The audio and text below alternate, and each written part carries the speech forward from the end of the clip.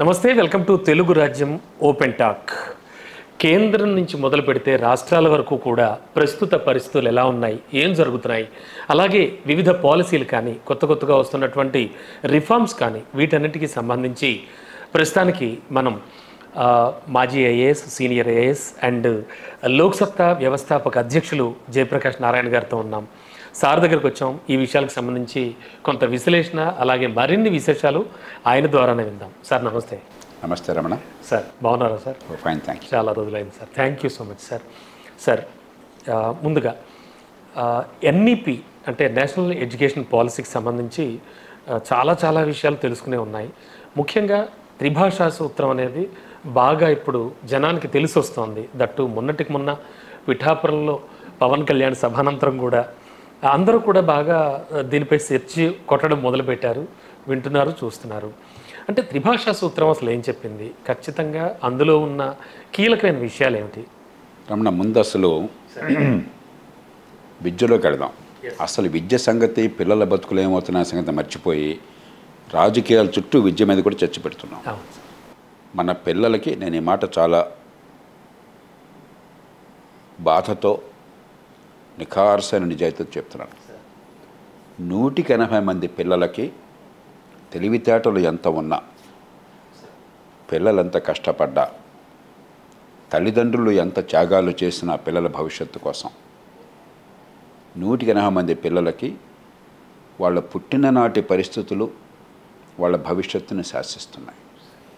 అంటే భారతదేశంలో విద్య పరమ అధ్వాన్నంగా, నాసిరకంగా, అత్యధికులకు నిరర్ధకంగా ఉన్నది. అసలు దాని మీద దృష్టి లేకుండా ఏ కులంలో పుట్టినా, ఏ కుటుంబంలో పుట్టినా మన పిల్లల తెలివితేటలు వికసించే విద్య ఎట్లా అందాలి, రేపొద్దున డబ్బున్నవాడితోనో చదువున్న తల్లిదండ్రుల పిల్లలకి వాళ్ళకి పుట్టిన పిల్లలతోనో పోటీ పడే శక్తిని ఎట్లా ఇవ్వాలి, అది కదా ఎదుగుదల అనేది. మీ పుట్టిన నేపథ్యం మీ బతుకుని శాసిస్తుంటే ఇంకా 21వ శతాబ్దం ఉంది గోంగూర 1000వ సంవత్సరంలో ఉన్నట్లేక, 10వ శతాబ్దంలో ఉన్నట్లేక, 11వ శతాబ్దంలో. కాబట్టి అసలు విషయం మర్చిపోయినాం. చూడండి, ఇప్పుడు నాకు చాలా చికాకు కలుగుతుంది. పిల్లల బతుకులు నాశనం అయిపోతున్నాయి, తెలివితేటలు వికసించకుండా పోతున్నాయి కేవలం పుట్టిన పరిస్థితుల వల్ల. ప్రభుత్వాలు లక్షల కోట్లు ఖర్చు పెడుతున్న చదువు కోసం అని చెప్పిన ఒక్కొక్క బిడ్డ మీద ₹1,00,000. ఆంధ్రప్రదేశ్లో ₹1,15,000 ఖర్చు అవుతుంది చదువు మీద. అమ్మ ఒడి ఇలాంటివి కూడా పెట్టారు కదా, ఇప్పుడు ఏదో తల్లికి వందన విధానం పేరు పెట్టినా కూడా. కానీ ఒక్క పొట్టగొస్తే అక్షరముఖ రావట్లా, డబ్బులు ఖర్చు అవుతున్నాయి, పందేరాలు చేస్తున్నారు.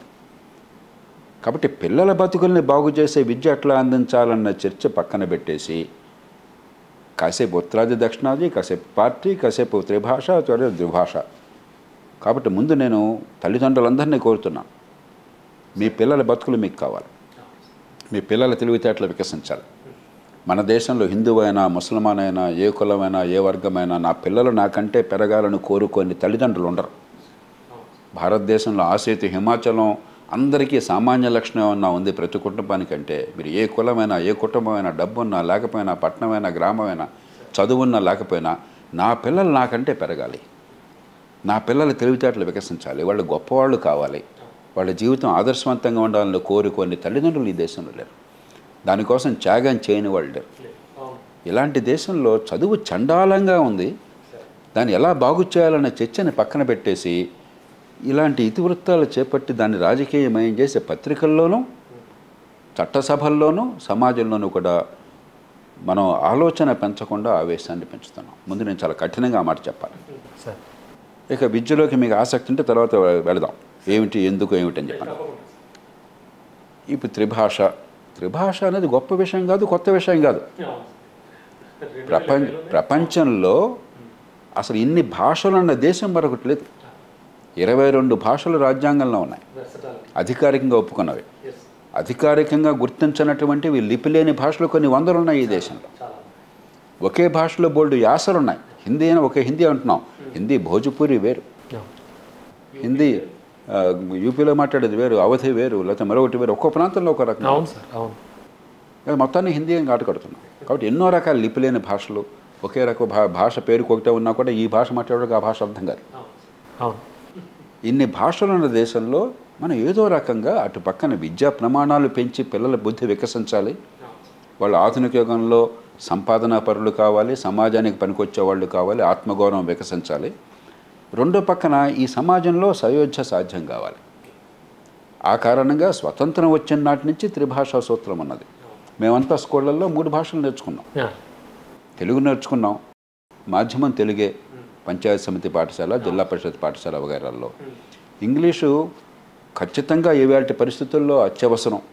ఇప్పుడు మరే అత్యవసరం. ఇంగ్లీష్ మీడియం తప్పు, కానీ చిన్ననాడు తెలియని భాషలో నేర్పే ప్రయత్నం చేస్తే ఏమీ అర్థం కాదు, కానీ ఒక భాషగా నేర్పటం అవసరం. తర్వాత ఇంగ్లీష్ మీడియంలోకి వెళ్ళచ్చు. ఆ రోజుల్లో 3వ భాష హిందీ పెట్టేవాళ్ళు. ఆ హిందీ కూడా బలవంతంగా రుద్దేవాళ్ళు కాదు, ఏదో ఒక మాదిరిగా వస్తే ఆ రోజుల్లో నాకు గుర్తున్నట్టు 5 మార్కులతో పాస్ చేసే పరిస్థితులు ఉండే. కానీ ఇప్పుడు అక్కడే ఆ బలవంతంగా కనీసం లిపి నేర్చుకోండి, కనీసం కొంతమేర కన్నా భాష ఒక స్థాయికి మీరు రండి, అంతకంటే ఎక్కువ అక్కర్లేదని. ఇప్పుడు నాకు అర్థమైనంత వరకు ఈ జాతీయ విద్యా విధానంలో హిందీ కూడా పెట్టట్లా. వాళ్ళు ఏమంటున్నారు, ఇంగ్లీష్ అలాగే నేర్చుకుంటాం, మీ సొంత భాష మీరు ఏ సమాజంలో పడితే ఆ భాష తమిళమో, తెలుగో, కన్నడమో, మరాఠీయో మరొకటి నేర్చుకుంటారు, మరొకటి మీ ఇష్టం వచ్చిన భారతీయ భాష నేర్చుకోండి అంటున్నారు. అది నాకు తప్పుగా అనిపించట్లేదు. బలవంతంగా రుద్దకూడదు. అంటే దానికి బాగా మంచి ప్రమాణాలు పెట్టి 3వ భాషకు కూడా మీకు 40 మార్కులు 50 మార్కులు రాకపోతే ఫెయిల్ అవుతావు, ఆ 40 మార్కులు రావడం చాలా కష్టమైన పరిస్థితి, అది న్యాయం కాదు, అవసరం లేదు. కానీ కనీసం కొంతైనా నేర్చుకున్నట్టయితే, కొద్దిపాటి పరిజ్ఞానం ఉంటే, అంటే ఒక ఆసక్తి కల్పించడం కోసం, దానిలో ఫెయిల్ చేసే అవసరం లేకుండా అది చేసామనుకోండి, అప్పుడు ఇబ్బంది ఏముండదు. అంచేత నా దృష్టిలో లేని అంశాన్ని చాలా పెద్దదిగా చిత్రించి నిజమైన అంశాలను మరుగున పెడుతున్నాను. నా బాధ అది. అర్థమైంది. నిజమైన అంశం ఏంటి, నా పిల్లలకి అసలు విద్య వస్తుందా? నేను పల్లెటూరులో గొడవరు గ్రామంలో, ఇప్పుడు మండలం కంకిపాడు మండలం ఏంటుంది, ఆనాడు మండలాలు లేవు, సమితి కంకిపాడు పంచాయతీ సమితి ఉండేది. కంకిపాడు పంచాయతీ సమితిలో నేను పంచాయతీ సమితి పాఠశాలలో జిల్లా పరిషత్ చదువుకున్నాను. నాతో పాటు ఆనాడు కృష్ణా జిల్లాలో కానీ, గుంటూరులో కానీ, గోదావరి జిల్లాలో కానీ 10,000 మంది, లక్షలాది మంది పిల్లలు అలా గ్రామాల్లో స్కూళ్ళల్లో చదువుకున్నారు. వాళ్ళల్లో అత్యధికులకు ప్రతిభ రాణించింది. వివిధ వృత్తుల్లో కానీ, వివిధ రంగాల్లో కానీ, వివిధమైనటువంటి రంగాల్లో వాళ్ళు నేర్పరితనాన్ని చూపెట్టారు. వాళ్ళు ఎదిగారు. ప్రపంచమంతా కూడా, ప్రపంచంలో కానీ దేశంలో కానీ మంచి పేరు తెచ్చుకున్నారు. ఈవేళ ఆ స్కూల్కి వెళితే నేను ఆనాడు పెట్టే ఖర్చు కంటే ఈవేళ ప్రభుత్వం పెట్టే ఖర్చు కనీసం 200-400 రెట్లు ఎక్కువ ఉన్నది. 300-400 రెట్లు ఎక్కువ ఉన్నది పెట్టే ఖర్చు. ఆనాడు ఒక టీచర్కి 100-150 రూపాయల జీతం వస్తే గగనం. ఇవాళ 1,00,000-1,50,000 చాలామందికి వస్తుంది జీతం. ఆనాడు టీచర్ల సంఖ్య సరిపోయేది కాదు. ఇవాళ 16-17 మంది పిల్లలకు ఒక టీచర్ ఉన్నారు. ఆనాడు స్కూల్ బిల్డింగ్లు లేవు, అంతా ఏదో పూరిపాకలు ఉండేవి, సగం కురుస్తుండేవి వర్షం వస్తే. ఈవేళ భవనాలు కడుతున్నాం, టాయిలెట్లు కడుతున్నాం, కాంపౌండ్ వాల్స్ కడుతున్నాం, ఇంకా బాగా చేయాలి. కానీ పూర్వంతో పోలిస్తే ఖర్చు విపరీతంగా పెడుతున్నాం. తల్లిదండ్రులు బోర్డు త్యాగాలు చేస్తున్నారు. ఆ రోజుల్లో అసలు ప్రైవేట్ స్కూల్ అనేది ఆలోచన చాలా కొద్ది మందికి ఉండేది. ఈవేళ నిరుపేదలు సైతం ఈ స్కూల్లో చదువులేకపోతే అక్కడన్నా వస్తున్నామని 30,000, 50,000, ₹1,00,000 ఖర్చు పెట్టి అప్పులు చేసి మరీ పిల్లలు ఖచ్చితంగా. కానీ నేను చదువుకున్న స్కూల్కి నేను మరీ వెళితే ఈవేళ అక్కడ బిడ్డలకి భవిష్యత్తు లేదు. నా గుండె దహించేస్తుంది. నాకు జీవితంలో నేను కోపిష్టిని కాను, నా కోపం తెచ్చుకొని సాధారణ. కానీ కోపము, బాధ నాకు మనసులో ఏమన్నా ఉందంటే, నేను 50 ఏళ్ల క్రితం ఆ స్కూల్ నుంచి బయటకు వచ్చాను. 1956లో పుట్టాను, 69లో స్కూల్ నుంచి బయటకు వచ్చాను, 10వ తరగతి పూర్తి చేసి. ఆ ఊరికి వెళితే 50 ఏళ్ల క్రితం మాలో చాలామందికి బుద్ధి వికసించింది, ఎదిగే అవకాశం దక్కింది. ఇవాళ ఆ స్కూల్లో చదువుతున్న పిల్లల్లో దాదాపు ఎవరికీ భవిష్యత్తు లేదు. ఏమన్నా ఉంటే 100కి ఒక 5గురికి ఉంటుందేమో అంతే. అది నిజమైన సమస్య. ఖచ్చితంగా ఒక భాష మీరు నేర్చుకోవాలి, ప్రావీణ్యం కావాలి, ఆ భాషలో పాఠాలు నేర్చుకోవాలి. ఇవాళ పరిస్థితుల్లో ఇంగ్లీష్ నేర్చుకోవాలి. ఇంకొక భాష పెద్ద ఒత్తిడి లేకుండా కొంత నేర్చుకునే ప్రయత్నం చేస్తే తప్పులేదు. అంతేగాని దాన్ని పెద్ద అంశంగా పెట్టి భూతద్దంలో చూసి అసలు విద్యా ప్రమాణాలు నాశనమైన తమిళనాడు విద్యా ప్రమాణాలు లేవు, ఆంధ్రప్రదేశ్ విద్యా ప్రమాణాలు లేవు, కానీ ఈ విషయం తెలంగాణ అన్ని రాష్ట్రాలు అట్లా తగలడ్డాయి. అంటే తమిళనాడు ఎక్కువ వ్యతిరేకిస్తుంది కదా సార్ ఎప్పటి రాజకీయం ఏంటంటే తమిళనాడు మనం గౌరవించాలి. తమిళనాడు వల్లనే సార్ బలవంతంగా భారతదేశ ప్రజల మీద హిందీని రుద్దే ప్రయత్నం ఒకప్పుడు జరిగిందన్న అపోహలు ఉన్నాయి. దానిలో కొంత వాస్తవం కూడా ఉంది. దాన్ని ఆపింది తమిళనాడు వాళ్ళు. దానికి దక్షిణ భారతంలో కానీ లేకపోతే పశ్చిమ భారతంలో కానీ ఇతర ప్రాంతాల్లో కానీ భారతీయులంతా కూడా తమిళనాడుకి కృతజ్ఞమై ఉండాలి.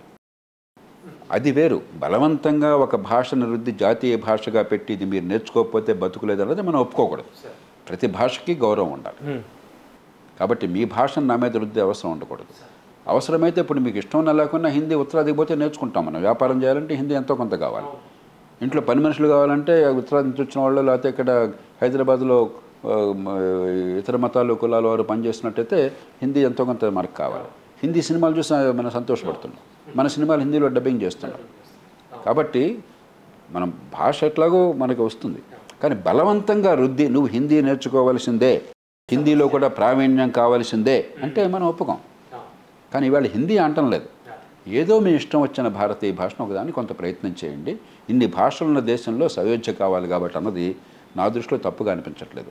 అసలు విషయం పక్కన పెట్టి మన పిల్లల ప్రతిభ వికసించే విద్య అందుతోందా లేదా, అందకపోతే ఏం చేయాలన్న విషయాన్ని పక్కన పెట్టి ఏదో లేని విషయాన్ని తీసుకొచ్చి పెద్ద రాద్ధాంతం చేసి జన మనసును కల్లోలం చేయడం తప్పితే దీనిలో నిజమైన అంశం నాకు కనిపించండి. అంటే మరి మన పాలకులు వాళ్ళు ఆ విషయాన్ని పదే పదే ప్రస్తావించడం, ఇప్పుడు మొన్నటికి మొన్న పవన్ రాజకీయం ఇప్పుడు ఏంటంటే డిఎంకే పార్టీ పుట్టిందే ప్రధానంగా డీకే మూమెంట్, ద్రవిడియన్ మూమెంట్ నుంచి హిందీ వ్యతిరేకం. అధికారంలోకి వచ్చిందే 67వ సంవత్సరంలో కామరాజ్ నాయుడు లాంటి మహానాయకుడిని కూడా ఓడించి అధికారంలోకి వచ్చిందే హిందీ వ్యతిరేకత కారణంగా. కాబట్టి అదొక డిఎన్ఏ భాగం అయిపోయింది. అంచేత ఏదన్నా రాజకీయంగా కొంచెం ఒత్తిడి ఉన్నా, ఎలక్షన్ల దగ్గర పడుతున్నా కూడా మాకేదో అన్యాయం జరిగిపోయింది హిందీ భాషలో, హిందీ కూడా అది చాలా తేలిక.